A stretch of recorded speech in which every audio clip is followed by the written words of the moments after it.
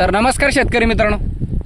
तर मित्रांनो, आजच्या या व्हिडिओमध्ये तुम्हाला सांगणार आहे की रवंत जर आपल्या शेळीने केला तर त्याचे काय काय फायदे आपल्याला मिळत असतात. त्याच्याबद्दल तुम्हाला आज आपण या व्हिडिओमध्ये सविस्तर माहिती सांगणार आहे. शेवटपर्यंत व्हिडिओ नक्कीच बघा. सुरुवात जर बघण्यात झाला मित्रांनो तर बघू शकता आपल्या शेळ्या संपूर्ण आता चारा पाणी झालाय आणि झाडाखाली निवांत बसलेले आहे.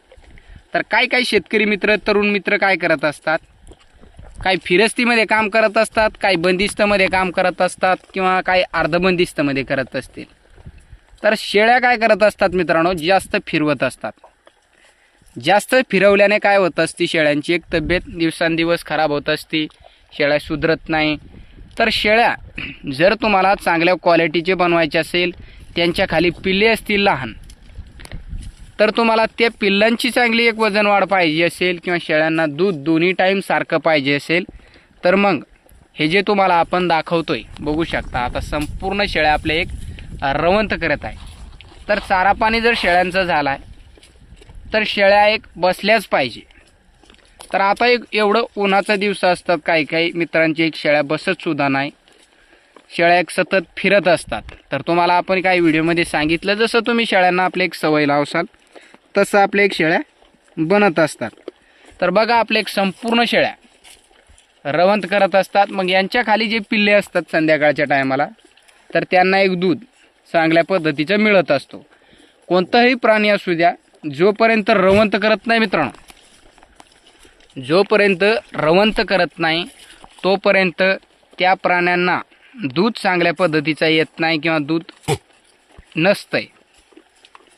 तर दूध चांगल्या पद्धतीचं आणण्यासाठी किती जर तुम्ही सकाळी खुराक देत असाल, संध्याकाळी देत असाल आणि फिरस्तीमध्ये काम करत असाल, अर्धबंदिस्तमध्ये काही मित्र काम करत असतात, तर त्यांचंसुद्धा ते काही काही मित्र काय करत असतात, वेळ त्या शेळ्यांना देत नसतात. रवंत करण्यासाठी वेळ देत नाही. चारा असतो भरपूर असा, खाल्ला आपल्या शेळ्याने टाका, पुन्हा खाल्ल्या आपल्या एका शेळीने हिरवं चारा खाल्ला, थोडंसं सुका टाकला, कुट्टी टाकली, हे संपूर्ण चारा थोडं टाकतच असतात दिवसभर. तर मित्रांनो, चारा टाकण्याचा सुद्धा वेळ असतो बरं का. जर आपण चारा डेली शेळ्यांना टाकत असेल तर मग ते फक्त आपल्याला त्याच्यापासून लेंड्या जास्त मिळत असतात, उत्पन्न किंवा आपल्याला त्याच्यापासून शेळीपासून ते प्रॉफिट जास्त मिळत नाही.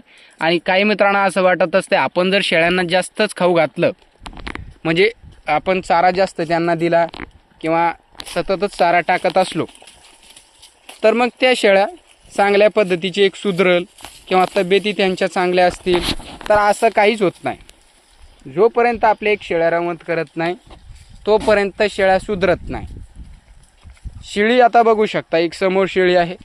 तर ह्या शेळ्या जोपर्यंत रवंत करणार नाही, आता ह्या शेळ्यांनी जर रवंत केलं तर रवंत केल्याच्या नंतर ह्या शेळ्या पुन्हा तशाच पद्धतीने चारा खात असतात.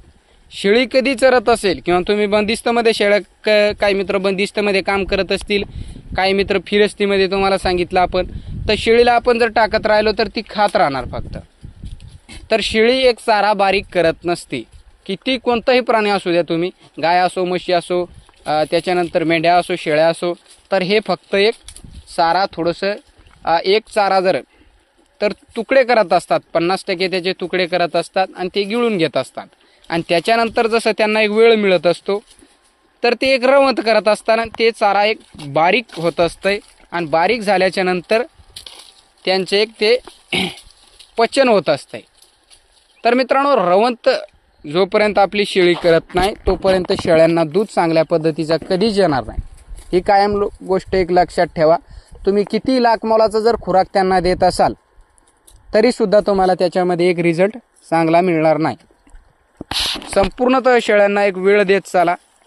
रवंत करण्यासाठी बंदिस्तमध्ये काही मित्र काम करत असतील तर सकाळ संध्याकाळ त्यांचा टायमिंग ठेवा. त्याच्यामध्ये जर आपण 12ला खुराक दिला, सर्वसाधारण 10 वाजता जर आपण त्यांना खुराक दिला काहीतरी, तर 11, 11:30च्या दरम्यान तुम्ही सुका चारा त्यांना टाकू शकता.